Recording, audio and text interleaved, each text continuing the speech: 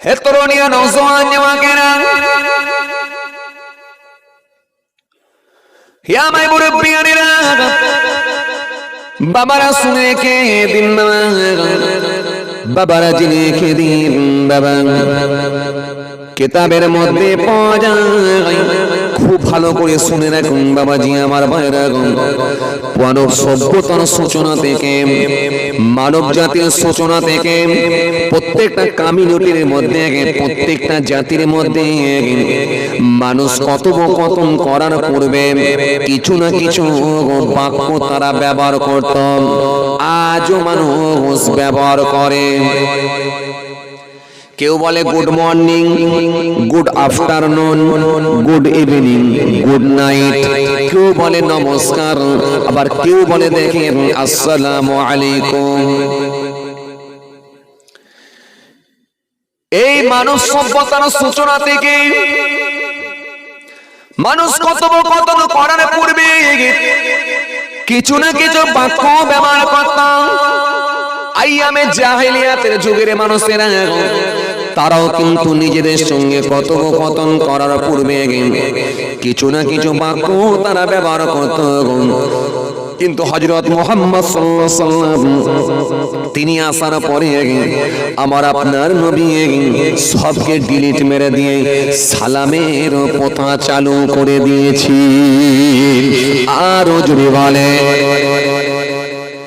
আয় তরুণীরা, নওজোয়ান যুবকেরা, হে আমার মুরব্বিয়ানেরা, শুনে রেখে দিন বাবা। এ বাবা তোমার সালাম থেকে নিয়ে আজ পর্যন্ত, ও বাবাজি আমার ভাইরা, আমার আল্লাহ পাক কোটি কোটি মানুষকে পাঠিয়েছেন, হাজারো হাজারো নয়, লাখো লাখো নবী রাসূলদেরকে আল্লাহ পাঠিয়েছিলেন, পৃথিবীর জমিনে পাঠিয়েছিলেন। মুসা নবী এসেছিলেন, ঈসা নবী এসেছিলেন, নূহ নবী এসেছিলেন, শীষ নবী এসেছিলেন, দাউদ নবী এসেছিলেন, সুলাইমান নবী এসেছিলেন, জাকারিয়া নবী এসেছিলেন, ইহইয়া নবী এসেছিলেন। একাধিক নবী আম্বিয়া সালামদেরকে আল্লাহ পাঠিয়েছিলেন, কিন্তু আমাদের নবীকে আমার আল্লাহ সবার শেষে পাঠিয়েছিলেন। আর আমাদের নবী আসার আগেতে যে নবীকে আমার আল্লাহ পাঠিয়েছিলেন তিনি আর অন্য কেউ নয়, তিনি হলেন হযরত ঈসা রূহুল্লাহ। ঈসা নবীকে আল্লাহ আসমানে তুলে নিয়েছিলেন, আসমানে চলে গেলেন। এরপরে আর কোন নবী নাই, কোন রাসূল নাই, কোন পয়গম্বর নাই। কোন নবী না থাকার কারণে, নবী শূন্য হওয়ার কারণে, ফলে মানুষগুলো এত অন্যায়, এত অত্যাচার, এত অবিচার, এত মেরে নেওয়া, কেড়ে নেওয়া, এমন কোন অন্যায় নাই যে তাদের মধ্যে ছিল না। তাদের খাওয়া আলাদা, ঘুমানো আলাদা, লেবাস পোশাক আলাদা, চুলের ডিজাইন আলাদা, তাদের হাঁটা আলাদা, কথাবার্তার ধরন আলাদা, সবটাই কিন্তু ছিল শরীয়ত বহির্ভূত কাজ। তাদের মধ্যে ছিল ঈসা নবী আসমানে, আর আমাদের নবী দুনিয়ায় এখনো আসেননি। মাঝখানে 570 বছরের ব্যবধান।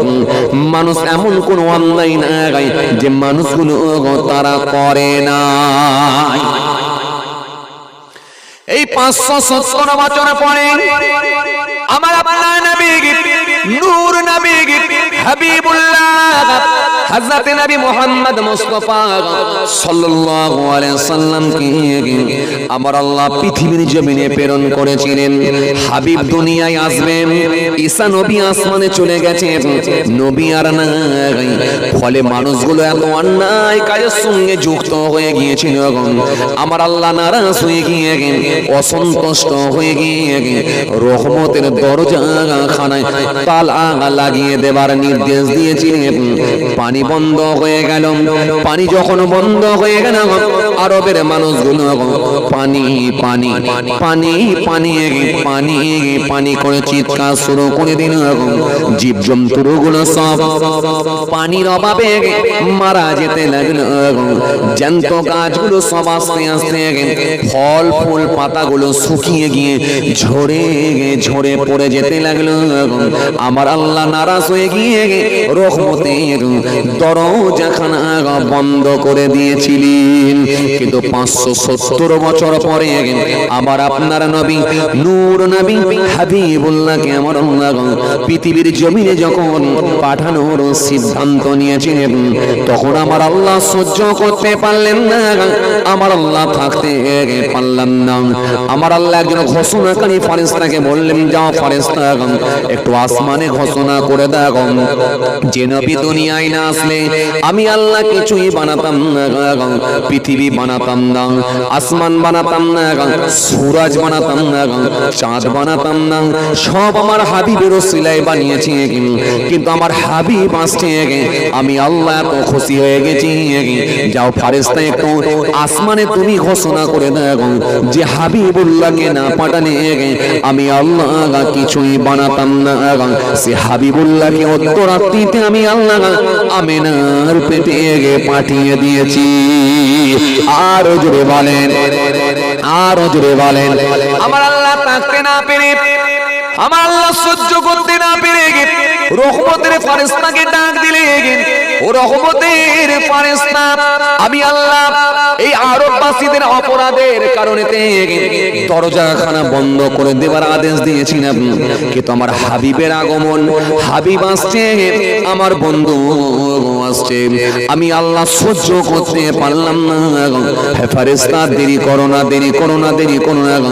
আমি আল্লাহ আজকে দিনে বলি রহমতের দরজাখানা খুলে দেবার আদেশ দিয়ে দিলাম। আরো জোরে বলেন।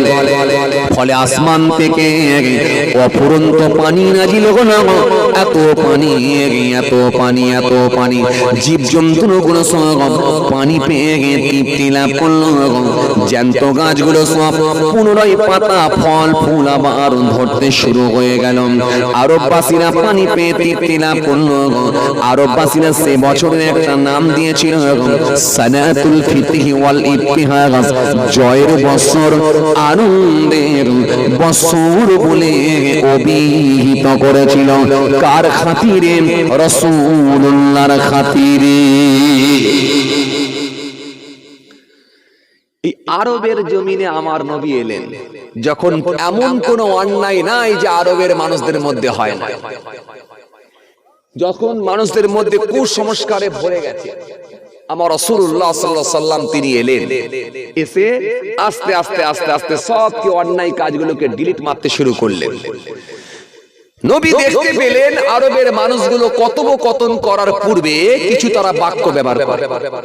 আসেন, আমি কিন্তু সাবজেক্ট অন্য জায়গায় যাব না, অনেক অপরাধ ছিল, অন্য অপরাধ টানলে আমি লাইন অন্যরকম হয়ে যাবে, কিন্তু আমি একটাই টানবো, সেটা কি, যে বিষয় নিয়ে, যে টপিক নিয়ে আলোচনা শুরু করেছি সেটাই চলবে। নবী দেখলেন কি কথোপকথন করার পূর্বে কিছু না কিছু বাক্য তারা ব্যবহার করছে। কি বলছে? কেউ বলছে চক্ষু ঠান্ডা হোক, চক্ষু শীতল হোক, সুপ্রভাত, শুভ প্রভাত, শুভ সন্ধ্যা, শুভ সকাল, এই রকম ভাবে তারা কথোপকথন করার পূর্বে এই বাক্যগুলো ব্যবহার করে। আমার আপনার নবী নূর নবী হাবিবুল্লাহ নবী জনাবে মুহাম্মদ রাসূলুল্লাহ সাল্লাল্লাহু আলাইহি ওয়াসাল্লাম, আল্লাহ নবী সেই সময় বললেন, না না তোমরা এরকম কথা বলো না, এরকম কথা তোমরা বলো না। আমি রাসূলুল্লাহ বলি, তোমরা একে অপরের সঙ্গে যখন কথোপকথন করবে, দেখা সাক্ষাৎ হবে, আমি নবী বলি, ও আমার সাহাবীরা তোমরা একে অপরকে দেখলে একটা সালাম দেবে, আসসালামু আলাইকুম। যিনি শ্রবণ করবে উনি বলবেন ওয়া আলাইকুম আসসালাম। আল্লাহ নবী সালামের প্রথা চালু করলেন। নবী শুধু বলে দিলেন এটা না, বরং করেও দেখিয়ে দিলেন। একটা সময় আল্লাহ নবী বললেন, এই আমার সাহাবীরা তোমরা একে অপরের বাড়ির দরজার সামনে যখন যাবে, দরজার সামনে গিয়ে যেন বাড়িওয়ালা সাহেবকে নাম ধরে ডেকো না। আমরা যেমন কোনো প্রয়োজনে একে অপরের প্রতিবেশী কোনো বাড়িওয়ালার ভাইয়ের দরজার সামনে গিয়ে প্রতিবেশী কোনো ভাইকে প্রয়োজনে আমরা গিয়ে ডাক দিই, তো খালেক ভাই, খালেক ভাই আছেন, খালেক ভাই একটু বেরিয়ে আসেন তো, খালেক একটু বেরিয়ে আসুন তো, খালেক ভাই একটু বেরিয়ে আসুন, দরকার আছে, খালেক ভাই আছেন। দরজা কথা বলছেন না কেন? এখানে যদি কেউ খালেক ভাই থাকে যেন রাগ টাগ করেন, সে আবারও বলবে হুজুর সবাইকে ছেড়ে দিয়ে কেন আমাকে ডাকছেন? না, জাস্ট বোঝানোর জন্য বলছি আর কি, কথা বুঝছেন? তাহলে খালেক ভাই বয়সে বড় হলে এইভাবে ডাক দেবো, আর যদি খালেক ভাই বয়সে কম হয়, ছোট হয়, তাহলে কি বলবো? খালেক, একটু তোমার সঙ্গে দরকার ছিল, খালেক একটু বেরিয়ে আসো না, খালেক একটু আয় না রে, তোর সঙ্গে দরকার আছে বাবা, একটু আয় না খালেক, এইভাবে বলবো। নবী বললেন তোমরা যখন একে অপরের বাড়ির দরজার সামনে যাবে, গিয়ে নাম ধরে ডেকো না। কি করবে? দরজা গিয়ে ঠোকা মারবে না, ঠোকাও মারবে না, দরজার সামনে গিয়ে একটা সালাম দেবে, একটা লম্বা সালাম দাও। কি বলবে? আসসালামু আলাইকুম। এখন বাড়িওয়ালা সাহেব যদি বাড়িতে থাকেন, তিনি বলবেন কি? ওয়া আলাইকুম আসসালাম। এতে কি হবে? তোমরা একে অপরকে দোয়া দিতে পারবে, আর বাড়িওয়ালা সাহেব জানতে পারবে নিশ্চিত ভাবে আমার দরজার সামনে কেউ এসে ঠোকা মারছে, কেউ এসে দাঁড়িয়েছে, তার মানে আমাকে ডাকছে। দরজাটা এসে খুলবে, খুললে তোমাদের প্রয়োজনীয় কাজটাও মিটবে, পাশাপাশি তোমরা একে অপরকে দোয়াও দিতে পারবে। একটু জোরে বলবেন না, আর একটু জোরে বলবেন না। কি শিক্ষা আমার নবীর! আল্লাহু আকবার। নবীজি শুধু বলে দিলেন নবীজি এমনটা না, বরং সেটাকে করেও দেখালেন। নবী সেটাকে বাস্তবায়ন করে দেখালেন। এজন্য হাদিস হলো তিন প্রকার: কওলি, ফেলি, তাকরীরি। নবীর কথা হাদিস, নবীর কাজ হাদিস, রাসূল যেটাকে সমর্থন করেছেন সেটাও কিন্তু আমাদের জন্য হাদিস। আবার বলছি, নবী যেটা বলেছেন সেটা আমাদের জন্য হাদিস, নবী যেটা করে দিয়েছেন, নিজে হাতে করে দিয়েছেন, যে কাজটা করে দিয়েছেন সেটা আমাদের জন্য হাদিস। নবী যেটাকে সমর্থন করেছেন সেটাও কিন্তু হাদিস। সমর্থন বলতে কেমন? আর একবার বলুন। আপনার বন্ধু একটা বাইক কিনেছে, মোটরসাইকেল। এই বাইকটাকে দেখে আপনার খুব পছন্দ হয়েছে, বললেন বন্ধু গাড়িটা তো খুব সুন্দর কিনেছো, মাশাআল্লাহ, কালারটাও খুব ভালো, একেবারে আপনার মনোপুত হয়েছে, মানে পছন্দনীয়, আপনার খুব ভালো লেগেছে, আপনি বারবার প্রশংসা করছেন বা সাপোর্ট করছেন। এই সাহাবায়ে কেরামেরা যে কাজ করেছে, আল্লাহ নবী যেটাকে সমর্থন করেছেন বা সাপোর্ট করেছেন, আলহামদুলিল্লাহ, সাহাবী খুব ভালো কাজ করেছে, মাশাআল্লাহ, খুব ভালো কাজ করেছে, এটাও কিন্তু আমাদের জন্য হাদিস। বুঝা গেল? বুঝা গেল? তাহলে নবীর কথা হাদিস, কাজ হাদিস, সমর্থন সেটাও হাদিস। তাহলে নবী যেহেতু করে দেখালেন সেটা আমাদের জন্য হাদিস। কি করে দেখালেন? এক সাহাবীর বাড়ির দরজার সামনে আল্লাহ নবী গেলেন, গিয়ে দরজার সামনে থেকে একটা সালাম দিলেন। কি বললেন? আসসালামু আলাইকুম। কোনো রেসপন্স নাই, কোনো জবাব নাই, কোনো উত্তর নাই। আবার সালাম দিলেন, আসসালামু আলাইকুম। কোনো রেসপন্স নাই, কোনো জবাব নাই, কোনো উত্তর নাই। আবার নবী রিপিট করলেন, আসসালামু আলাইকুম। কোনো উত্তর নাই, কোনো জবাব নাই। তিনবার দেওয়ার পরে যখন কোনো উত্তর পেলেন না, আল্লাহ নবী মনে মনে ভাবলেন তাহলে সাহাবী মনে হয় বাড়িতে নাই। টুকটুক করে নবী নিজের গন্তব্যস্থলের দিকে চলে যাচ্ছেন, অর্থাৎ বাড়ির দিকে চলে যাচ্ছেন। হঠাৎ করে দেখা যায় সাহাবী নিজের বাড়ি থেকে এসে ছুটে এসে আল্লাহ নবীর কাছে এসে হাত জোড় করে, হুজুর বেয়াদবি মাফ করে দিন, হুজুর হুজুর বেয়াদবি ক্ষমা করে দিন। কি হলো সাহাবী, তুমি এরকম করছো, কি বেয়াদবি করেছো? ইয়া রাসূলুল্লাহ, হাবিবাল্লাহ, হুজুর আপনি আমাকে সালাম দিয়েছিলেন, আমি সালামের জবাব দিয়েছি, কিন্তু আস্তে করে দিয়েছি। আবার দ্বিতীয়বার সালাম দিয়েছেন, জবাব দিয়েছি, কিন্তু আস্তে করে দিয়েছি। তৃতীয়বার আবার সালাম দিয়েছেন, সালামের জবাব দিয়েছি, কিন্তু আস্তে করে দিয়েছি। হুজুর আস্তে করে দেওয়ার পেছনে একটা কারণ আছে, কি বলবো হুজুর? আল্লাহ নবী বলো। হে তরুণী নওজওয়ান যুবকেরা, হে আমার মুরব্বিয়ানেরা, বাবারা শুনে কে দিন, বাবারা জেনে কে দিন।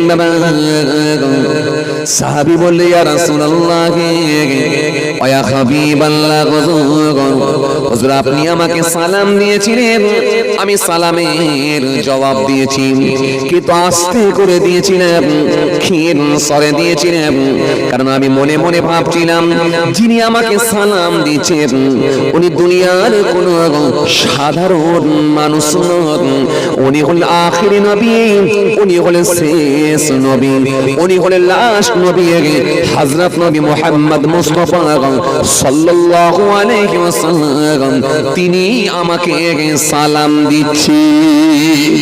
জোরে হবে না? আরো জোরে হয় না? ইয়া রাসূলুল্লাহ, ইয়া হাবিবাল্লাহ, আমি বুড়ি বুড়ি মামলা, আমার নবী যখন আমাকে দোয়া করছে, এই দোয়াটা 100% আল্লাহ দরবারে কবুল হবে, এতে সন্দেহের কোনো অবকাশ নাই। সুতরাং আমার নবীর কাছ থেকে আমি দোয়া নিচ্ছি, একবার কেন নেব, যতবার সুযোগ হবে ততবার আমার নবীর সঙ্গে দোয়া নেবা। কারণ আমি মনে মনে ভাবছিলাম আমার নবীর জামানে দোয়া 100% আল্লাহ দরবারে কবুল হবে, এতে সন্দেহের কোনো অবকাশ নাই। কারণ যে নবীকে আল্লাহ না পাঠালে কিছুই বানাতেন না, যে নবী রাস্তা দিয়ে হেঁটে হেঁটে হেঁটে গেলে আমার নবীকে আমার আল্লাহ পাক এত ভালোবাসেন, এক টুকরা মেঘ ছায়া করে করে যায়। যে নবী অঙ্গুলি ইশারা দিয়েছে আকাশের চাঁদ দ্বিখণ্ডিত হয়েছে, যে নবীর জাবানে দোয়াতে ডোবা সূর্য আবার পুনরায় উদিত হয়ে গেছে, যে নবী জমিনের উপর দিয়ে হেঁটে হেঁটে গেলে আমার আল্লাহ জমিনকে নির্দেশ দেন, ও জমিন ফেটে যাও, ও জমিন ফেটে যাও, ও জমিনের উপরে যত নোংরা আবর্জনা আছে, পায়খানা পেচ্ছাপ আবর্জনা আছে, নোংরা আছে, জমিনের নিচে প্রবেশ করো, জমিন আগের মতো লেগে যাও, আগের মতো সোজা হয়ে সমান হয়ে যাও। কারণ তোমার উপর দিয়ে আমার হাবিব আসছে, হেঁটে হেঁটে যাবি। আরো জোরে বলেন, আরো জোরে বলেন, ইয়া রাসূলুল্লাহ, ইয়া হাবিবাল্লাহ, হুজুর আপনাকে আমার আল্লাহ এত ভালোবাসেন, কোরআন তাই স্পষ্ট ঘোষণা দিয়েছে, ইয়া আইয়ুহাল্লাযীনা আমানু ইসতাজিবু লিল্লাহি ওয়া লিরাসূল ইযা দাআকুম। হে পৃথিবীর মানুষ, তোমাদেরকে যখন আমার রাসূল ডাক দেবে, তোমরা যে কোনো হালতে থাকো না কেন নবীর ডাকের উত্তর দাও। ইয়া আইয়ুহাল্লাযীনা আমানু লা তারফাউ আসওয়াতাকুম ফাওকা সাওতিন নবী। হে পৃথিবীর মানুষ, যখন তোমরা কথোপকথন করবে নবীর ঊর্ধ্বে তোমাদের আওয়াজ যেন না উঠে যায়, নবীর থেকে তোমাদের আওয়াজ যেন হাই না হয়ে যায়, বেড়ে না যায়। যদি হয়ে যায় কি হবে? আনতাহাবাতা আমালুকুম ওয়া আনতুম লা তাশউরুন। তোমাদের জীবনে আমলগুলোকে আমি আল্লাহ কোন দিক দিয়ে বের করে দেব, বেকার করে দেব। আমি আল্লাহ সব আমলকে সব সাদা করে দেব। কারণ নবীর আওয়াজের থেকে আওয়াজ যদি বেড়ে যায় আমি আল্লাহর কোনো কথা শুনবো না। ইয়া রাসূলুল্লাহ, ওয়া হাবিবাল্লাহ, হুজুর আপনাকে আমার আল্লাহ এত ভালোবাসে, আর সেই নবী আমাকে দোয়া করছে তোমার উপর আল্লাহ রহমত বর্ষণ হোক। সুতরাং এই দোয়াটা তো 100% কবুল হবে, সন্দেহের কোনো অবকাশ নাই।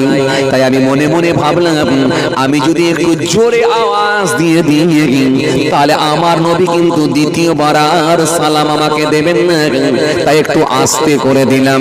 দ্বিতীয়বার আবার আপনি সালাম দিলেন, আবার দোয়া পেয়ে গেলাম, কিন্তু জবাব আমি একটু আস্তে করে দিয়েছিলাম যাতে করে আরো দু একবার পাই।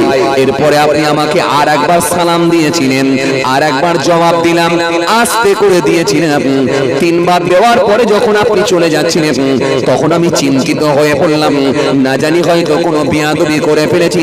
ওয়াল্লাহ নবী শুধুমাত্র আপনার সঙ্গে দোয়া নেওয়ার জন্য এরকম কৌশল খাটিয়েছিলাম। হুজুর বিয়াদবি নেবেন না, হুজুর আপনি আমাকে মাফ করে দিন। আল্লাহ নবী কথাটা শুনে একটু খুশি হয়ে গেলেন, হয়ে গিয়ে বলেন, সাহাবীরে তুমি আমার সঙ্গে দোয়া নেওয়ার জন্য এরকম বাহানা করেছো, আমি রাসূল বলছি তোমাকে আমি অন্তর থেকে মন খুলে দোয়া করছি। কথা কিছু বুঝা এলো বাবা? হ্যাঁ, তাহলে এই দোয়ার কত গুরুত্ব। নবী আমাকে দোয়া করছে, নবীর সঙ্গে দোয়া পাবো কেন? আমি একবার নেবো কেন? যতবার পাবো ততবার নেবো, কারণ ততবারই তো আমার আল্লাহর দরবারে দোয়াটা কবুল হবে। জোরে বলবেন না? হুজুর দোয়া নেওয়ার জন্য এরকম বাহানা করেছিলাম, হুজুর বিয়াদবি হলে মাফ করেন। আল্লাহ নবী কথাটা শুনে একটু খুশি হয়ে গিয়ে মুচকি হেসে বলেন, সাহাবী তোমাকে আমি মন থেকে অন্তর থেকে বেশি বেশি করে দোয়া করছি। একটু জোরে বলেন। তাহলে আপনারা কি পেলেন? আমার নবী সালামের প্রথা চালু করেছেন। আপনারাও কিন্তু এটা আমল করতে পারেন। কোন বাড়িওয়ালা সাহেবকে যখন ডাকবেন, দরজায় ঠোকা মারার আগে আগে দরজায় সামনে গিয়ে একবার লম্বা করে সালাম দিতে পারেন, আসসালামু আলাইকুম। বাড়িওয়ালা সাহেব যদি থাকেন, ওয়া আলাইকুম আসসালাম দিয়ে বেরিয়ে আসবেন। এতে আপনাদের প্রয়োজনীয় কাজটাও মিটবে, আর সালাম দিয়ে একে অপরকে দোয়া দেওয়ার একটা সুযোগও পেয়ে যাবেন। এটা আমরা ইচ্ছা করলে আমল করতে পারি, যেহেতু নবী করেছেন মানে আমাদের জন্য হাদিস। কথা মনে থাকবে? আমরা তাহলে সালামের কথা কেমন করে নবী চালু করেছেন এটা আমরা পেয়ে গেলাম। সালাম কথার অভিধানিক অর্থ আমরা পেয়ে গেছি, কোরআনের ভাষায় কি বলা হয়েছে আমরা পেয়ে গেছি, আর জান্নাতি ব্যক্তিদেরকে আমার আল্লাহ কেমন করে স্বাগতম দেবেন পেয়ে গেছি। আইয়ামে জাহেলিয়াতের যুগে কোন বাক্য ব্যবহার করা হতো তা আমরা পেয়ে গেছি। পেয়েছি তোমরা? পেয়েছি তো? পেয়েছি। এইবার আসুন, পৃথিবীর সর্বপ্রথম কে সালাম দিয়েছিল, কাকে দিয়েছিল? সালামের সূচনা কবে থেকে? ও ভালো করে শোনেন, আমি কিন্তু যতগুলো পয়েন্ট বলেছি একটা একটা করে শেষ করব। ধ্যান কিন্তু আপনাদের, মন কিন্তু আপনাদের। মন যদি এদিকে থাকে আপনারা ক্যাচ করে নিতে পারবেন, আর মন যদি অন্যদিকে থাকে তাহলে কিন্তু নিতে পারবেন না। খুব ভালো করে শোনেন, কেন আমি অনেক কষ্ট করে অনেক কিতাব ঘেঁটে তবে আমি এগুলোকে কালেক্ট করতে পেরেছি, এক জায়গায় জমা করতে পেরেছি। এটা একটা কিতাব থেকে পাওয়া যায় না। যেন আমি আপনাদেরকে কি বললাম, 1 ঘন্টা ওয়াচ করতে গেলে 3 ঘন্টা পড়তে হবে, নালে এক জায়গায় আনতে পারবেন না। ওই যে আমি আপনাকে বললাম না 1 মিনিটে ওয়াচ শেষ হয়ে যাবে, সবাই নামাজ পড়বেন বলে দিয়ে চলে গেলে 1 মিনিটে ওয়াচ শেষ। আর যখন ওই নামাজের আলোচনাই করে যাবেন তখন দেখবেন ধারা 3 ঘন্টা কোন দিক দিয়ে আলোচনা চলছে। আগে বললাম না? আগে বলেছিলাম না বলিনি? বলেছিলাম তো। কোন দিন যদি আল্লাহ আলোচনা করা, ইনশাআল্লাহ ওই আলোচনাও করব আপনাদের খেদমতে। আসেন এবার, আজকে যেহেতু আমি সালামের পাঠটা ধরেছিলাম, যেহেতু প্রথমে এসে আমি সালামের উত্তর ভালো মতো পাইনি, তাই আপনাদের সামনে এই সালামের ওয়াজটা করা খুব প্রয়োজন বলে মনে করলাম, তাই আপনাদের সামনে আলোচনা করছি। আসেন এইবারে খেয়াল করেন বাবাজি, আমার ভাইরা, চলুন পৃথিবীর সর্বপ্রথম কে সালাম দিয়েছিল, কাকে দিয়েছিল, খুব ধ্যান দিয়ে ভালো করে শুনেলেন। একটা হাদিস এসেছে, এই হাদিসটা হযরতে আবু হুরায়রা রাদিয়াল্লাহু তাআলা আনহু থেকে বর্ণিত হাদিস। আন আবি হুরায়রা রাদিয়াল্লাহু তাআলা আনহু قال قال رسول الله صلى الله عليه وسلم خلق الله آدم على صورته طوله 60 ذراعا فلما خلقه قال اذهب فسلم على اولئك نفر وهم نفر من الملائكة جلوس فاستمع ما يحيونك فإنها تحيتك وتحيو ذريتك فذهب فقال السلام عليكم فقالوا السلام عليكم ورحمة الله। এরপর হাদিসের আরো কিছুটা অংশ আছে, মানে খুব লম্বা হাদিস, অনেক বড় হাদিস। এই হাদিসের মধ্যে কি বলা হয়েছে খুব ভালো করে শুনেন। এই হাদিসটা হযরতে আবু হুরায়রা রাদিয়াল্লাহু তাআলা আনহু থেকে বর্ণিত হাদিস। এই হাদিসের মধ্যে কি বলা হয়েছে, আল্লাহ রাসূল সাল্লাল্লাহু আলাইহি ওয়াসাল্লাম বলছেন, আল্লাহ পাক রব্বুল আলামিন যখন আদম আসলামকে সৃষ্টি করলেন, আদম আসলামের নিজ আকৃতিতে আল্লাহ রব্বুল আলামিন আদমকে বানালেন। আদমকে বানানোর পর আদমকে লম্বায় 60 হাত লম্বা করেছিলেন।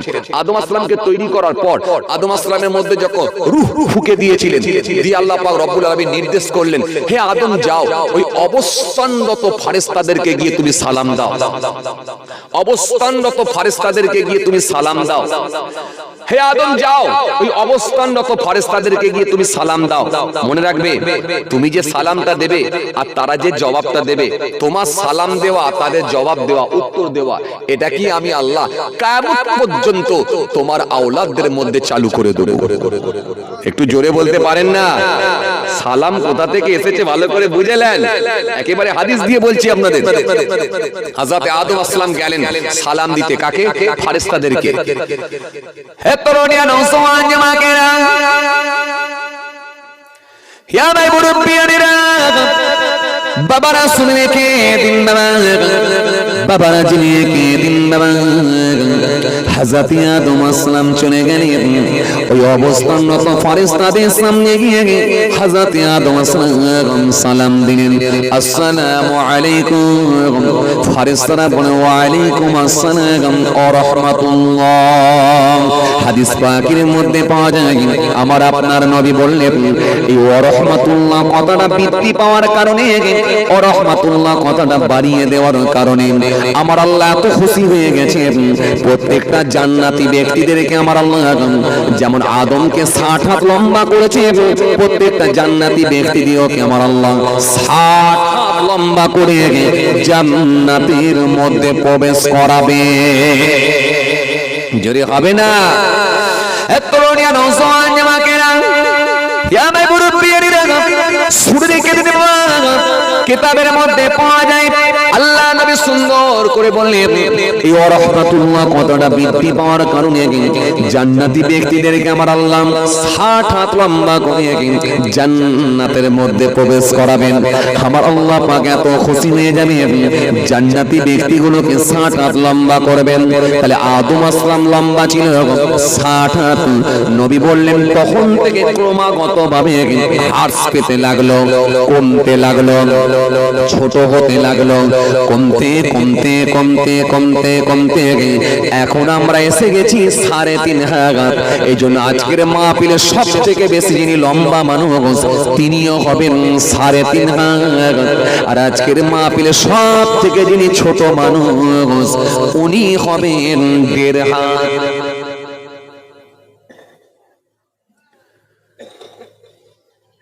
তাই তো?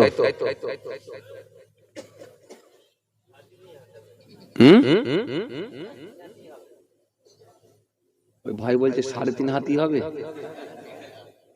এই কথা ঠিক বলছে? মানে আপনি জানেন না? দাদা বলছে আমার জানা নাই। আজকের মাহফিলে সব থেকে লম্বা মানুষ কে হবে?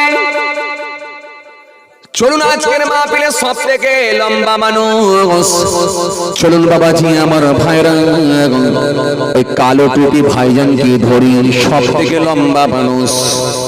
যদি উনি 3.5 হাত আর ওনার পেছনে যে ছোট মানুষটা বসে আছে, ছোট্ট একটা ভাই বসে আছে, তাহলে উনি ক হাত হবে? উনি কি 1.5 হাত হবে?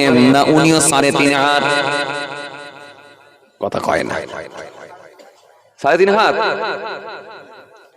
তাহলে ওই ছোট মানুষটাও হবে 3.5 হাত।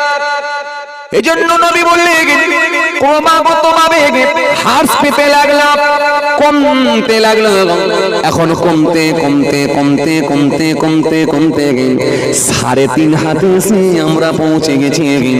আল্লাহু আলাম, আগামী দিনে আরো কেউ ছোট হব নাকি আমরা জানি না, তবে মনে রাখবেন আমার নবী বলে গেলেন জান্নাতি মানুষগুলোকে যখন জান্নাতে দেবেন এই ওয়া রাহমাতুল্লাহ কথাটা বৃদ্ধি পাওয়ার কারণে আমার আল্লাহ জান্নাতি ব্যক্তিগুলোকে 60 হাত লম্বা করে পাঠিয়ে দেবে।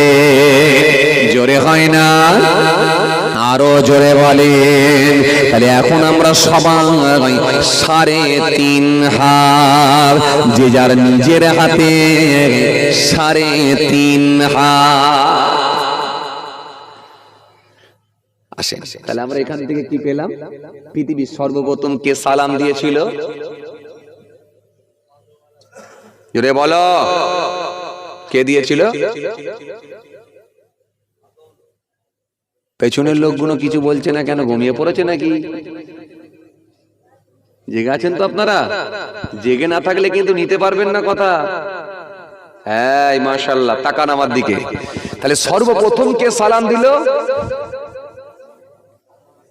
আদম আসলাম। Correct answer. কাকে দিয়েছিলেন? ফারেস্তাদেরকে দিয়েছিলেন। তাহলে সালাম কোথা থেকে এলো? বাবা আদম আসলাম থেকে। আচ্ছা, এখন যদি কিছু মানুষ বলে যে ইসলাম 3 দিনের ধর্ম, এটা কখনো মেনে নেওয়া যায়?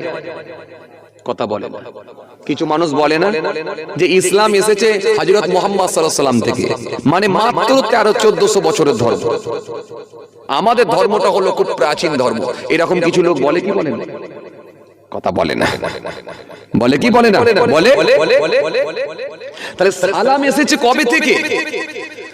বাবা আদম আসলাম থেকে। তাহলে আপনি যদি দেখেন একটা একটা করে, তার মানে ইসলাম এসেছে বাবা আদম থেকে, আজ থেকে নয়।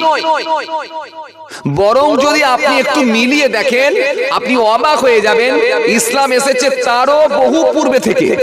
কারণ কারণ আপনাকে আমি একটা তথ্য দিতে পারি, এই যে কাবা বাইতুল্লাহ, এই কাবা ঘর কবে বানানো হয়েছিল জানেন? আদম আসলামকে বানানোর আরো প্রায় 2000 বছর আগে আল্লাহ কাবা বাইতুল্লাহ ফেরেশতাদেরকে দিয়ে নির্মাণ করেছিলেন। জোরে বলতে পারেন না? আরো জোরে হয় না? তাহলে কাবা ঘরের বয়সটা কত, নিট বয়সটা কত, এটা বাড়িতে গিয়ে যদি ক্যালকুলেটর মেরে হিসাব যদি বের করা সম্ভব হয় বার করে নেবেন। প্রত্যেকটা নবী আম্বিয়া সালামদের নাম জুড়বেন, জুড়ে একেবারে আদম আসলাম পর্যন্ত পৌঁছাবেন। আদম আসলাম থেকে ব্যাকে যাবেন, ব্যাকে গিয়ে একেবারে আরো 2000 বছর। তাহলে কত বছর আগে আল্লাহ কাবা বাইতুল্লাহকে তৈরি করেছিলেন ফেরেশতাদেরকে দিয়ে, তখন আপনি হিসাব পেয়ে যাবেন, নিট হিসাবটা পেয়ে যাবেন। তাহলে কাবা ঘর বানালেন আল্লাহ কেন? আল্লাহ বলেন পৃথিবীর জমিনে আমার বান্দা বান্দিরা আসবে, এই ঘরেতে এসে তারা তওয়াফ করবে, আর এরই সোজাসুজি আসমানে আমি আল্লাহ আরেকটা ঘর বানাবো, যে ঘরটা হবে বাইতুল মামুর, আর বাইতুল মামুরে আমার ফেরেশতারা তওয়াফ করবে। যদি বলতে পারেন না, তাহলে কাবা ঘরের বয়স কত বুঝতে পারছেন? এই জন্যই আল্লাহ রাব্বুল আলামিন বলেছেন 3 পারা 11 পৃষ্ঠা, ইন্না দীনা ইনদাল্লাহিল ইসলাম। আল্লাহ বলছে আমার কাছে মনোনীত ধর্ম, শ্রেষ্ঠ ধর্ম সেটা হলো ইসলাম ধর্ম। ইসলাম ধর্মটাই আমার কাছে শ্রেষ্ঠ ধর্ম, মনোনীত ধর্ম। এইজন্য আল্লাহ পাক রব্বুল আলামিন এই ধর্মকে কবুল করে নিয়েছেন। এই ধর্মটা 3 দিনের ধর্ম নয়, বরং আদম আসলাম আসার আগে আরো 2000 বছর আগে কাবা ঘর বানানো হয়েছিল। হ্যাঁ, পরে অন্যান্য নবী আম্বিয়া সালামদেরকে দিয়ে আল্লাহ কাবা ঘর সংস্কার করেছিলেন। যেমন আপনাদের জানা আছে হযরত ইব্রাহিম আলাইহিস সালামকে দিয়ে আল্লাহ কাবা ঘর সংস্কার করেছিলেন। এই পরিস্থিতির পরিপ্রেক্ষিতে সংস্কার করা হয়েছে কাবা ঘর, পুনরায় ফের আবার নতুন করে কাবা ঘর সংস্কার করা হয়েছে। কিন্তু কাবা ঘরের বয়স অনেক অনেক অনেক, কাবা ঘর তৈরি করেছিলেন আল্লাহ ফেরেশতাদেরকে দিয়ে বানিয়েছিলেন। তখন পৃথিবীতে কোনো মানুষ মানব জাতিকে আল্লাহ বানান নেই। কথা বুঝতে পারছেন বাবাজি? এইবার আসেন, এই কাবা বাইতুল্লাহ বানানো হলো ফেরেশতারা তওয়াফ করবে বলে নয়। আল্লাহ কাবা ঘর বানালেন মানুষ তার বান্দা বান্দীদেরকে তওয়াফ করানোর জন্য। আর আসমানে একটা ঘর আল্লাহ বানানোর নির্দেশ দিলেন, যেটা হবে বাইতুল মামুর, এখানে ফেরেশতারা তওয়াফ করবে, আর নিচে আমার বান্দা বান্দীরা তওয়াফ করবে। এইবার আপনাদেরকে একটা কথা বলি, যখন করোনা ভাইরাস হয়েছিল আপনাদের জানা আছে, পুরো সব কিছু যোগাযোগ বিচ্ছিন্ন হয়ে গিয়েছিল। গোটা পৃথিবীর মানুষকে আল্লাহ রাব্বুল আলামিন গৃহবন্দী করে দিয়েছিলেন, সবকে বাড়ির মধ্যে ঢুকিয়ে দিয়েছিলেন। ট্রেন চলাচল বন্ধ হয়েছিল, বাস চলাচল বন্ধ হয়ে গিয়েছিল, ফ্লাইট ওড়া বন্ধ হয়ে গিয়েছিল, যোগাযোগ বন্ধ হয়ে গিয়েছিল। নেতা মন্ত্রী এমএলএ এমপি থেকে শুরু করে হায়ার এডুকেটেড মানুষ থেকে শুরু করে সকলকে আমার আল্লাহ গৃহবন্দী করে বাড়ির মধ্যে ঢুকিয়ে রেখেছিলেন। একবার যদি বেরোতেন তাও ডিস্টেন্স বজায় রাখতে হতো, আর একবার যদি চা খেতে বেরোতেন তো পুলিশের ডান্ডা খেয়ে ঘরে ফিরতেন। কথা বলছেন না কেন? হ্যাঁ না, কিছু বলতে হবে তো, সত্য কথা। একবার যদি জোর করে বেরোনোর চেষ্টা করতেন যে এক কাপ চা খেতে যাব, তো পুলিশের ডান্ডা খেয়ে ঘরে ফিরে আসতেন। চা খাওয়া নসিব হতো না, ডান্ডা খেয়ে ঘরে আসতেন। ও মুসলমান, ভালো করে শুনে রেখে দেন, ওই সময় তো কিন্তু কম সংখ্যক মানুষ নিয়ে কাবা বাইতুল্লাহ কিন্তু তওয়াফ হয়েছে। আপনারা দেখেছেন এমনও ঘটনা ঘটেছে, যখন কাবা বাইতুল্লাহ ভয়ে মানুষ তওয়াফ করতে যাচ্ছে না, তখন কিন্তু আমার আল্লাহ তওয়াফ কিন্তু বন্ধ রাখেননি, বরং একদল পাখিকে দিয়ে আল্লাহ কাবা ঘর কিন্তু তওয়াফ করিয়ে নিয়েছিলেন। দেখেছিলেন আপনারা সোশ্যাল মিডিয়ায়? দেখেছিলেন? দেখেছেন, অনেক মানুষ দেখেছেন। তার মানে এখান থেকে প্রমাণ হয় পৃথিবীর মানুষ যদি কাবা বাইতুল্লাহ যদি তওয়াফ করার জন্য যদি নাও যায়, কিন্তু মনে রাখবেন আমার আল্লাহ ইচ্ছা করলে পাখি দিয়ে, আমার আল্লাহ ইচ্ছা করলে জিন জাতিকে দিয়ে, আমার আল্লাহ ইচ্ছা করলে পৃথিবীর জমিনে কোনো প্রাণীকে দিয়ে, আল্লাহ ইচ্ছা করলে কাবা বাইতুল্লাহ কিন্তু তওয়াফ কিয়ামত পর্যন্ত জারি রেখে দিতে পারে। জোরে বলতে পারেননি? আরো জোরে হয় না? ইসলাম ধর্ম কবে থেকে এসেছে এটা আপনাকে বুঝে রাখতে হবে। এবারে বলবেন তাহলে হযরত মুহাম্মদ সাল্লাল্লাহু আলাইহি ওয়াসাল্লাম থেকে কি এসেছে? হযরত মুহাম্মদ সাল্লাল্লাহু আলাইহি ওয়াসাল্লাম থেকে ফাইনাল হয়েছে, final, quarter final, semi final, এরপরে ফাইনাল। হযরত মুহাম্মদ সাল্লাল্লাহু আলাইহি ওয়াসাল্লাম থেকে আমার আল্লাহ কিন্তু ফাইনাল করে দিয়েছেন, কমপ্লিট, কমপ্লিট। খুব ভালো করে শুনবেন, আমার আল্লাহ রাব্বুল আলামিন চূড়ান্ত ফয়সালা করেছেন এইটা হযরত মুহাম্মদ সাল্লাল্লাহু আলাইহি ওয়াসাল্লাম থেকে। কিন্তু এর আগেও কিন্তু মুসা নবী, ঈসা নবী, নূহ নবী, দাউদ দাউদ নবী, সুলাইমান নবী, ইউসুফ নবী, জাকারিয়া নবী, ইয়া নবী, শীস নবী, দাউদ নবী, লূত নবী, একাধিক নবী আম্বিয়া সালামকে আল্লাহ পাঠিয়েছিলেন। সকলেই কি আমার আল্লাহ নির্দেশ ছিল তোমরা বলো এক আল্লাহকে আল্লাহ বলে মেনে নাও আর আমাকে নবী বলে মেনে নাও। সবাই কিন্তু এই দ্বীনের দাওয়াত দিয়েছিলেন, কিন্তু তার হযরত মুহাম্মদ সাল্লাল্লাহু আলাইহি সাল্লাম থেকে আমার আল্লাহ কিন্তু ফাইনাল করে দিয়েছেন। আমার আল্লাহ চূড়ান্ত ফয়সালা করেছেন। তার মানে এর পরে আর কোনো কাটছাঁট হবে না। তৎকালীন সময় হযরত মুহাম্মদ সাল্লাল্লাহু আলাইহি সাল্লাম আসার আগে কিছু সংশোধন সংযোজন হয়েছে, কিছু প্লাস মাইনাস হয়েছে, কিছু যোগ করা হয়েছে, কিছু মাইনাস করা হয়েছে, কিন্তু হযরত মুহাম্মদ সাল্লাল্লাহু আলাইহি সাল্লাম থেকে আমার আল্লাহ চূড়ান্ত ফয়সালা করে একেবারে কমপ্লিট করে দিয়েছেন। এইজন্য আমার আল্লাহ জানিয়েছিলেন, হাবিব হাবিব আপনি ঘোষণা করে দেন, জানিয়ে দেন আমি আল্লাহ আপনার উপরে খুশি হয়ে গিয়ে দ্বীনকে আমি আল্লাহ পরিপূর্ণ করে দিয়েছি। জোরে বলবেন না, আরো জোরে হয় না? আল ইয়াউমা আকমালতু লাকুম দীনাকুম ওয়া আতমামতু আলাইকুম নি'মাতি ওয়া রাদিতু লাকুমুল ইসলাম দীন। আল্লাহ রাব্বুল আলামিন কোরআনের মধ্যে জানিয়ে দিয়েছেন, হাবিব আপনি জানিয়ে দেন আমি আল্লাহ আপনার ওসিলায় দ্বীনকে আমি আল্লাহ কিয়ামত পর্যন্ত পরিপূর্ণ করে দিয়েছি। সুতরাং দ্বীন কমপ্লিট, তার মানে আর কোনো সংশোধন সংযোজন হবে না। কিয়ামত পর্যন্ত আর হারাম হালালের কোনো নির্দেশ আসবে না। যেটাকে হালাল বলে দিয়েছি ওটা হালালই থাকবে, যেটাকে হারাম বলে দিয়েছি ওটা হারামই থাকবে। এই ফাইনাল সিদ্ধান্ত আল্লাহ করে দিয়েছেন। এটা হযরত মুহাম্মদ সাল্লাল্লাহু আলাইহি ওয়াসাল্লাম থেকে শুরু করে আর তার আগে কিছু সংশোধন সংযোজন হয়েছে, পরিস্থিতির পরিপ্রেক্ষিতে কিছু কাটছাঁট হয়েছে। কথা কি আপনাদেরকে বুঝাতে পারছি? বুঝাতে পারছি? তাহলে হযরত মুহাম্মদ সাল্লাল্লাহু আলাইহি ওয়াসাল্লাম থেকে ফাইনাল হয়েছে, তার আগে কিন্তু কাটছাঁট হয়েছে পরিস্থিতির পরিপ্রেক্ষিতে। কাটছাঁটটা কেমন হয়েছে একটা আপনাদেরকে আমি মিসাল দিচ্ছি, ভালো করে বুঝতে পারবেন, ভালো করে শুনেন। যেমন মদ সম্পর্কে আমার আল্লাহ কম বেশি প্রায় 4টে আয়াত দিয়েছেন, 3 থেকে 4টে আয়াত দিয়েছেন মদ সম্পর্কে। প্রথমে একটা আয়াত দিয়েছিলেন আল্লাহ, দিয়ে বললেন কি, হাবিব আপনি ওদেরকে বলে দেন। কি বলবেন? আমি আল্লাহ বলছি ওদেরকে বলে দেন যে এর মধ্যে কোনো উপকারিতা নাই, এর মধ্যে কোনো ভালাই নাই, সুতরাং এর মধ্যে ক্ষতির দিকটাই বেশি। মদে ক্ষতির দিকটাই বেশি, এর মধ্যে কোনো উপকার নাই। যখন এই কথা আমার আল্লাহ জানিয়ে দিলেন, তখন সেই সময়কার মানুষগুলো কিছু মানুষ বলল, তাহলে যার মধ্যে উপকার নাই সেটা খাবো কেন, খাওয়ার দরকার নাই, খাওয়া বন্ধ করে দিল। কিছু মানুষ বলল, যখন এটা হারাম বলা হয়নি, নিষেধ করা হয়নি, তাহলে খাবো না কেন, খাওয়া কিন্তু চালু রাখলো। দুটো দল হয়ে গেল, কিছু মানুষ ছাড়লো, কিছু মানুষ চালু রাখলো। এরপর আল্লাহ রাব্বুল আলামিন আবার একটা আয়াত দিলেন, কি বলেন? লা তাকরাবুস সালাহ ওয়া আনতুম সুকারা, তোমরা নেশাগ্রস্ত অবস্থায় নামাজের নিকটবর্তী হয়ো না। যখন এই আয়াত দিয়েছেন রাসূলুল্লাহ যখন জানিয়ে দিলেন, তখন মানুষ বলতে লাগলো নেশাগ্রস্ত অবস্থায় নামাজের নিকটবর্তী হয়ো না, তার মানে নেশা করলে নামাজের নিকটে যাওয়া যাবে না, নেশা করলে নামাজের নিকটে যাওয়া যাবে না, তার মানে নামাজের টাইম ছেড়ে দিয়ে অন্য টাইমে খাওয়া যেতে পারে। কথা কিছু বুঝতে পারছেন? কিছু মানুষ তারা বলল, কিছু মানুষ তারা বলল, কি বলল? তারা বলল আমরা আর খাবোই না, যে জিনিসটা খেলে নামাজের নিকটে যাওয়া যায় না ওটা খাবোই না, দরকার নেই, বন্ধ করে দিল। তাহলে কিছু মানুষ বন্ধ করলো, কিছু মানুষ বলল অন্য টাইমে খাবো। খাবার টাইম কি? বেটার টাইম খুঁজে বার করলো, খুঁজে বের করলে যখন দেখলে জোহরের টাইমে খেয়ে ফেললে আসর পর্যন্ত সামনে ওয়াক, আসরের নামাজ, আসরের নামাজ হয়তো ছুটে যেতে পারে। আবার আসরের পরে খেলে হয়তো সামনে মাগরিবের নামাজ, হয়তো মাগরিবের নামাজ চলে যেতে পারে।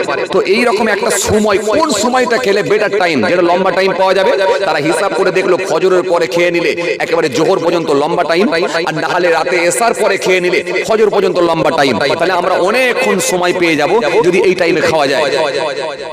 কথা বুঝতে পারছেন? এরপর আল্লাহ রাব্বুল আলামিন আবার একটা আয়াত দিলেন, কি বললেন? সুন্দর করে আমার আল্লাহ বলেন, ইন্নামাল খামরু ওয়াল মাইসিরু ওয়াল আনসাবু ওয়াল আজলাম রিজসুম মিন আমালিশ শাইতান।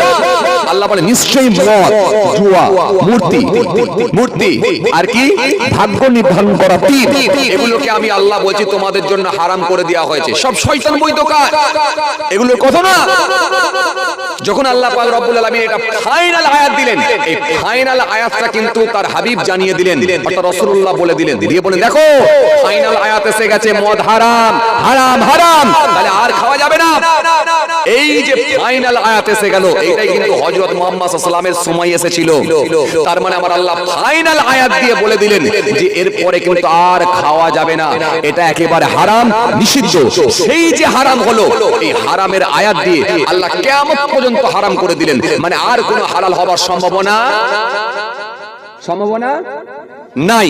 তার মানে যেটা হারাম হয়েছে সেটা একেবারে হারাম, যেটা হালাল হালাল, এটাকে আর কখনো হারাম হালাল করা যাবে না, হালালকে কখনো হারাম করা যাবে না। কারণ এটা হযরত মুহাম্মদ সাল্লাল্লাহু আলাইহি ওয়াসাল্লাম, হযরত মুহাম্মদ সাল্লাল্লাহু আলাইহি ওয়াসাল্লামের সময়ে আমার আল্লাহ এই চূড়ান্ত ফয়সালা করে দিনকে কমপ্লিট করে দিয়েছেন।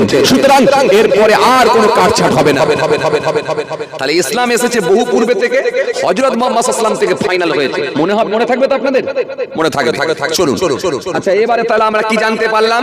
তাহলে পৃথিবীর সর্বপ্রথম কে সালাম দিয়েছিল, কাকে দিয়েছিল, কোথা থেকে সালাম এলো, আমরা মোটামুটি এখানে জানতে পেরেছি। এইবারে আসেন আমরা কে কাকে আগে সালাম দেব। বৃদ্ধ মানুষেরা কি বয়স্ক লোকেদেরকে আগে দেবো, না বয়স্ক মানুষেরা বৃদ্ধ মানুষদের, বয়স্ক লোকেরা বৃদ্ধ মানুষেরা বাচ্চাদেরকে আগে দেবো বা যুবকদেরকে আগে দেবো? ধনী লোকেরা কি গরিবদেরকে আগে দেবো, না গরিবরা ধনীদেরকে আগে দেবে? হুজুরকে কি কমিটি আগে দেবে, না কমিটিকে হুজুর আগে দেবে? শ্রোতারা কি কমিটিকে আগে দেবে, না কমিটি শ্রোতাকে আগে দেবে? কে কাকে আগে দেবে? আমার কথা কি শুনছেন আপনারা? এই শুনছেন আপনারা? আসেন তাকান, কে কাকে আগে দেবে এবার একটু জেনে নিই আমরা। কারণ অনেক সময় আমরা দেখা যায় বড় লোক আশা করে না যে গরিব লোকেরা আমাদেরকে সালাম দেবে। কথা বলছেন না কেন? অনেক বড় লোকেরা আশা করে না যে গরিব মানুষও আমাকে সালাম দেবে, আমি কেন দেবো, বলে না? হ্যাঁ, আবার অনেক গরিব লোকেরা বড় লোকে সালাম দিলে আবার উত্তরটাও দেয় না। মাচায় বসে আছে বড় লোক, আর গরিব লোক সামনে দিয়ে যাচ্ছে, যাওয়ার সময় বলে আসসালামু আলাইকুম। এবার তাকালো, তাকে বলে হ্যাঁ বল কি হয়েছে বল। লোক আছে না নাই? সালামের উত্তরটা পর্যন্ত দেয় না। এ লোক আছে না নাই? আছে। তার মানে মনে করে ও একটা গরিব মানুষ, ইঞ্জিন ভ্যান চালিয়ে খায়, আবার ও সালামের জবাব আমাকে দিতে হবে। আর যদি সমান সমান পড়ে যায় তাহলে তো কে কাকে দেবে এবারে নিজেরাই কনফিউজের মধ্যে পড়ে যায়। সমান সমান মানে বুঝতে পারছেন? সমান সমান মানে বুঝতে পারছেন? ও মোটরসাইকেলে ও মোটরসাইকেলে, তার মানে সমান সমান। এ যাচ্ছে পালসারে, ও যাচ্ছে বক্সারে, কে ব্রেক মারবে আর কে সালাম দেবে? এ যাচ্ছে পালসারে, ও যাচ্ছে বক্সারে, কে ব্রেক মারবে আর কে সালাম দেবে? যদিও দিল আসসালামু আলাইকুম রাহমাতুল্লাহ বারাকাত, এ গোমার দিকে কাত, ও মথুরাপুরের দিকে নিপা দিয়ে বলল ভাই আলুর অবস্থা খুব খারাপ, প্রচুর নিম্নচাপ, পানি জড়া হয়ে গেছে, মনে হয় আলু গাছে আর ভালো আলু হবে না, মনে হয় সব পচে যাবে। তার মানে এটি সব কথা বুঝতে পারছেন না? এটি সব কথা হয়ে গেল। আর কে কাকে আগে দেবে বিরাট একটা দ্বন্দ্ব চলছে, খুব গোলমাল, খুব গোলমাল। এখন কে কাকে আগে দেবে চলেন এইবার আমরা জেনে নিই কে কাকে আগে দেবে, সালাম কে কাকে আগে দেবে এবার আমরা একটু জেনে নিই। আসেন, একটা হাদিস এসেছে, এই হাদিসটা হযরতে আবু হুরায়রা রাদিয়াল্লাহু তাআলা আনহু থেকে বর্ণিত হাদিস। আন আবি হুরায়রা রাদিয়াল্লাহু তাআলা আনহু قال قال رسول الله صلى الله عليه وسلم يسلم الصغير على الكبير والمرء على القائد والقليل على الكثير رواه البخاري। এটা বুখারীর হাদিস। এই হাদিসের মধ্যে কি বলা হয়েছে? রাসূল করিম সাল্লাল্লাহু আলাইহি ওয়াসাল্লাম তিনটে কথা বলেছেন। কটা কথা? তিনটে কথা বলেছেন। আপনাদের কি কষ্ট হচ্ছে বাবাজি? কষ্ট করলে আমি ছেড়ে দেবো। ঘুম পাচ্ছে? দুটো বেজে গেছে গো দেখছি।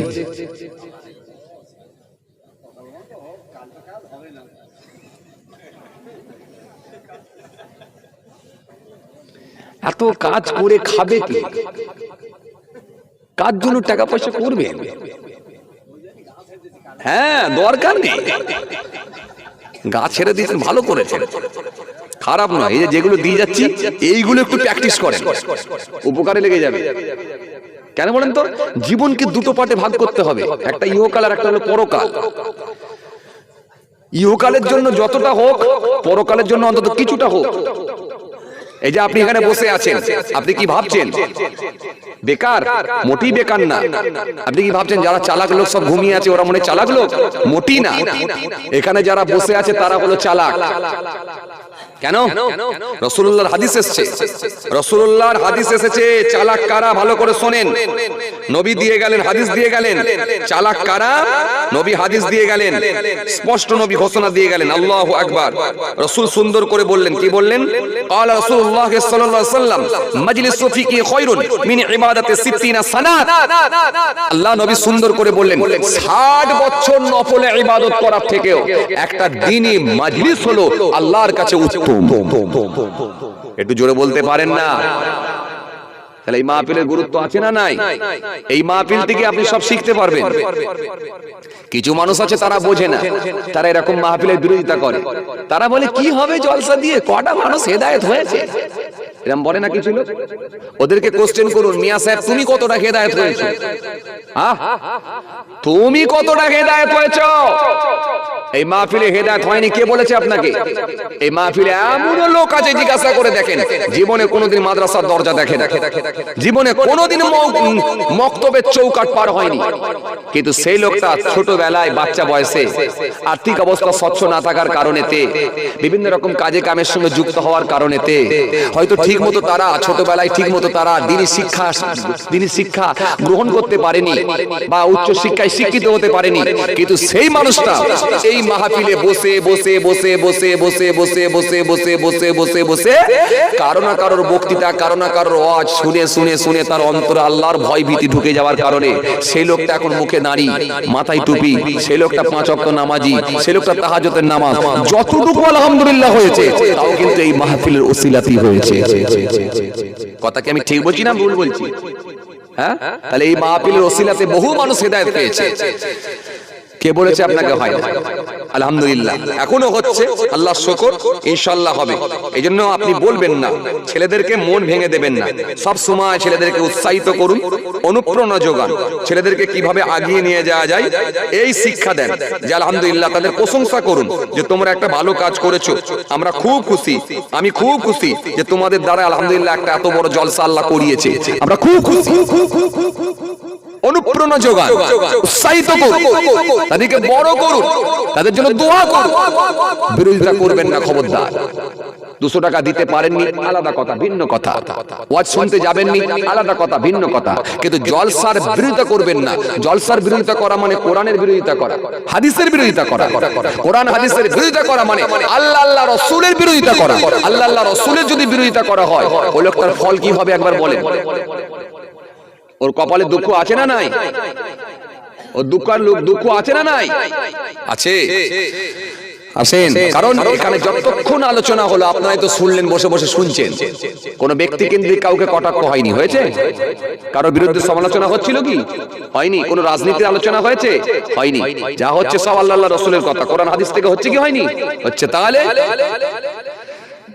আসেন, চলুন ভাইরা আমার, কি বলছিলাম যে কে কাকে আগে সালাম দেবে, এখন এই পাঠটা নিয়ে আলোচনা করছিলাম, তাই তো? তাহলে যে হাদিসটা আমি পড়ছিলাম, এই হাদিসের মধ্যে রাসূল করিম সাল্লাল্লাহু আলাইহি ওয়াসাল্লাম 3টে কথা বলেছেন। কটা কথা? 3টে কথা বলেছেন। কি?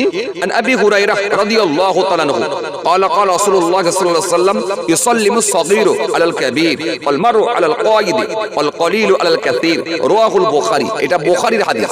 এই হাদিসের মধ্যে রাসূল করিম সাল্লাল্লাহু আলাইহি ওয়াসাল্লাম বলেছেন 3টে কথা। কি? 1 নম্বরে বললেন তোমরা কম বয়সী ব্যক্তি বয়স্ক ব্যক্তিকে আগে সালাম দাও।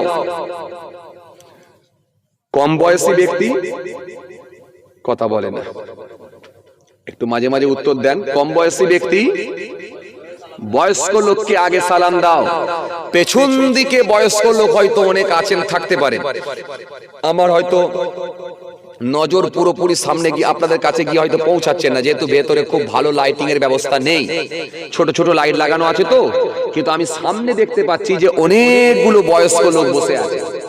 তো এইখান থেকে সামনে থেকে আমি একটা বয়স্ক লোককে চুজ করছি, আমার মনে হয় ইনি সব থেকে বেশি বয়স হবে নাকি? এই চাদরওয়ালা হবে? আপনি কি বলেন ভাই? হবে? এই যে গোটা কথাই যে বসে আছে তার মধ্যে ইনি হবে তো? চলুন ইনাকে ধরি চলি। তাহলে 1 নম্বরে নবী কি বললেন? কম বয়সী ব্যক্তি বয়স্ক লোককে আগে সালাম দাও। তার মানে এখানে আমরা যত লোক আছি, যদি সব থেকে বয়সে ইনি বেশি হন, তার মানে ইনি খালি একাই উত্তর দেবেন, আমরা সবাই কিন্তু সালাম দেবো নাকি? আপনি রাজি? হাসছে। এখন হাসলে আমি কি করে বুঝাই বলেন দিগিনি? কিছু একটা বলেন। রাজি নাকি না আপনিও দেবেন? আপনি দিতে রাজি না উত্তর দিতে রাজি? কোনটাই? না দুটোই? শুধু উত্তর একাই দিয়ে যাবেন তো, নাকি না আপনি সালামও দেবেন? বলছে উত্তরও দেবো সালামও দেবো। কথা বুঝছেন না? তার মানে উনি আসলে বিষয়টা হয়ে গেছে কি জানেন, যে এতদিন ধরে উত্তরও দিয়েছে সালামও দিয়েছে, আর এখন যদি বলা হয় যে শুধু উত্তর দেবেন সালাম আর দেবেন না, তা আবার কখনো হয়? তাই তো বিষয়টা এরকম হয়ে যাচ্ছে। আসে তাহলে আমি আপনাদের সামনে যেটা বোঝাতে চাইলাম, একটা কিন্তু হাদিস বলেছিলাম না বলিনি? বলেছিলাম। তাহলে এই হাদিস থেকে প্রমাণিত হচ্ছে কি, আল্লাহ রাসূল সাল্লাল্লাহু আলাইহি ওয়াসাল্লাম বললেন কম বয়সী ব্যক্তি বয়স্ক লোককে আগে সালাম দাও। তার মানে অ্যাকচুয়াল যদি দেখেন ইনি কিন্তু সালাম পাওয়ার যোগ্য, সবাই কিন্তু ইনাকি দেবেন। রাস্তা দিয়ে হেঁটে হেঁটে যখন যাচ্ছেন, চাচা আসসালামু আলাইকুম, আবার কেউ হেঁটে হেঁটে যাচ্ছেন, দাদু আসসালামু আলাইকুম, উনি বলবেন ওয়া আলাইকুম আসসালাম। আবার ভাগনা বলবে আসসালামু আলাইকুম, উনি বলবেন ওয়া আলাইকুম আসসালাম। আবার ভাইপো বলবে আসসালামু আলাইকুম, উনি বলবেন ওয়া আলাইকুম আসসালাম। সবাই সালাম দেবে, উনি খালি একাই জবাব দিয়ে দেবে। কি বলছে এই লোক, কি বলছে গো?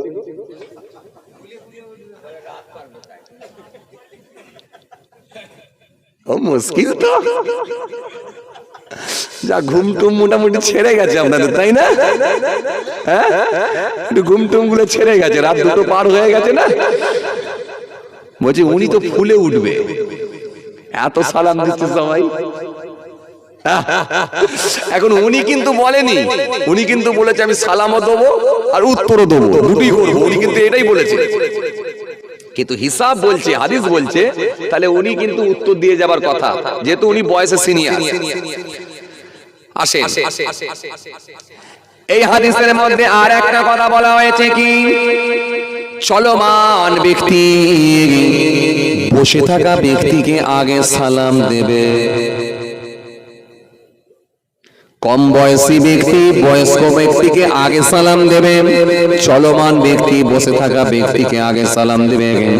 কম সংখ্যক মানুষ বেশি সংখ্যক মানুষকে আগে সালাম দেবে। তার মানে এই হাদিসের মধ্যে আমার নবী তিনটে কথা বলেছে।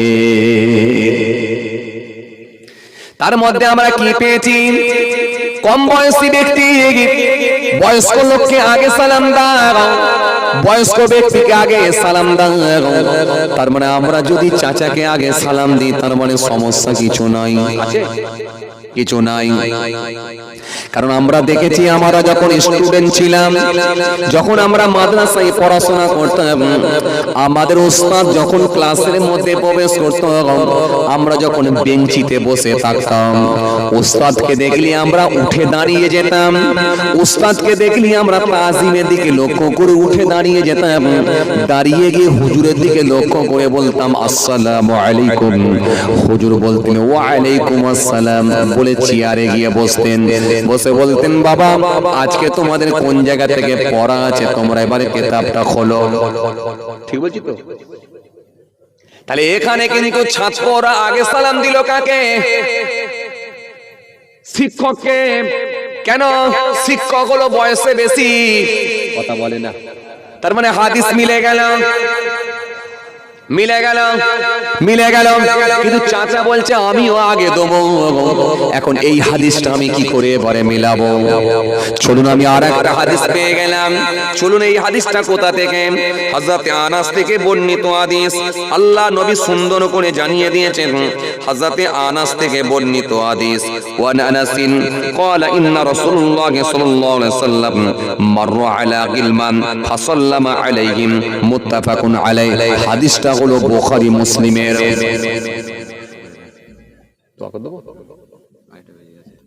অনেক টাইম হয়ে গেছে, তাহলে থাক, ছেড়ে দিতে হবে।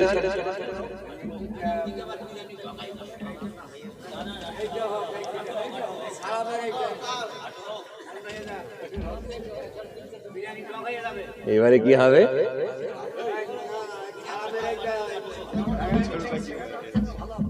হ্যাঁ,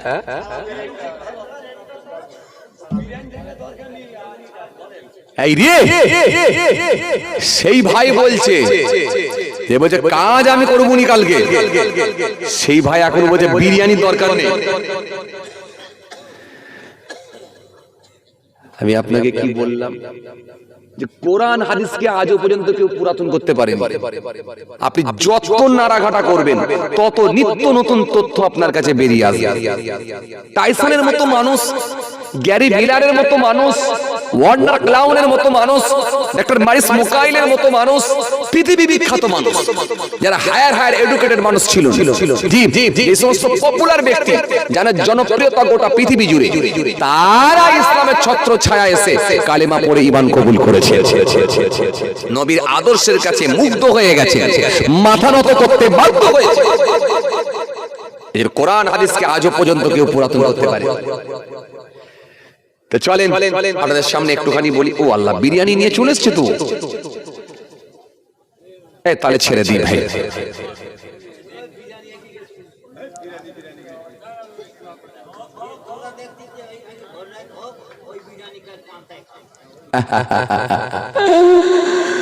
চাচা কি হবে চাচা?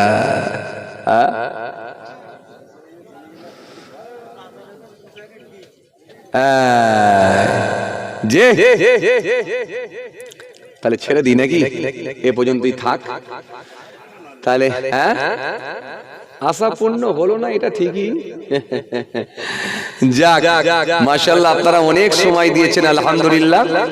যাই হোক, তাহলে ছেড়ে দিলাম। আপনাদের শোনার ইচ্ছা ছিল ঠিকই, কিন্তু বিরিয়ানি নিয়ে চলে এসেছে, রাতও অনেকটা হয়ে গেছে, কথা বুঝতে পারছেন। যাই হোক, কথা বুঝতে পারছেন, এমনি 2টো পর্যন্ত করার কথা, তাই 2:30টা হয়ে গেছে, আলহামদুলিল্লাহ। যাই হোক, তাহলে ছেড়ে দিলাম। আল্লাহ যদি ফের কোনদিন সুযোগ দেয় ইনশাআল্লাহ বাকিটা আমি বুঝিয়ে দেওয়ার চেষ্টা করব, আল্লাহ যদি ফের কোনদিন মৌকা দেন।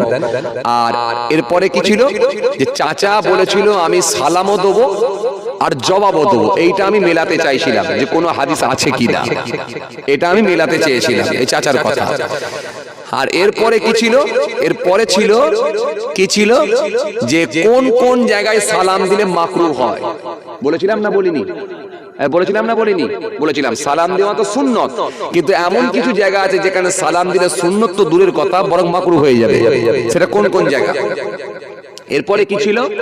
মুসলমান আর গায়ের কম, অর্থাৎ অমুসলিম এক জায়গায় থাকলে ওখানে মুসলমানকে যখন সালাম দেবেন সেই সালামটা কেমন হবে, এটা বাকি ছিল।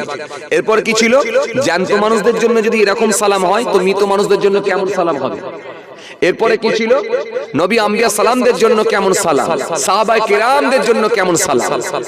এগুলো তাহলে এখনো গোটা কথাই বাকি আছে, কিন্তু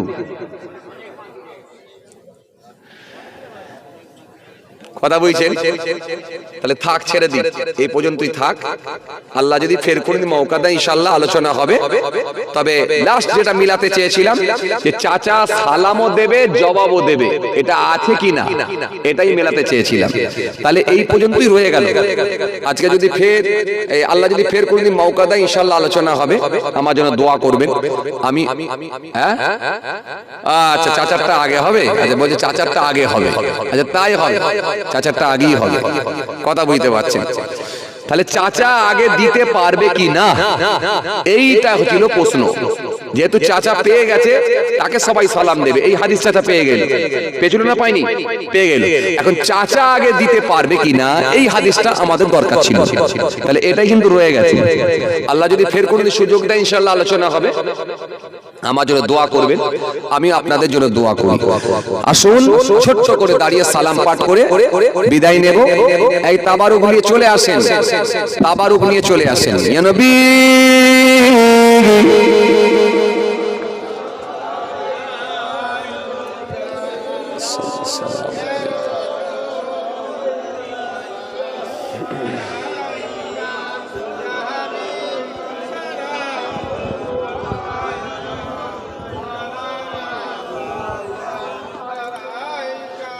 अजीबे